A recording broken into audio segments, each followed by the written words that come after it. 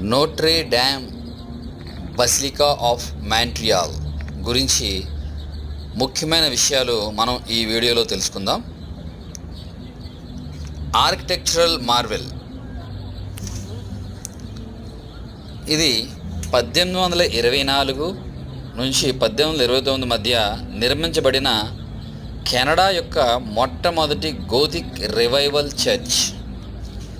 దీనిని James O'Donnell రూపొందించారు. దీన్ని ఐకానిక్ జంట టవర్లుగాను పిలుస్తారు. మరియు దీని లోపల భాగం బంగారు నక్షత్రాలతో అలంకరించబడిన లోతైన నీలిరంగు వాల్డెడ్ పైకప్పుతో దీనిని ఒక కళాఖండంగా రూపొందించారు. మరియు దీని లోపలి భాగం శక్తివంతమైన రంగులు అంటే నీలం, ఎరుపు, ఊదా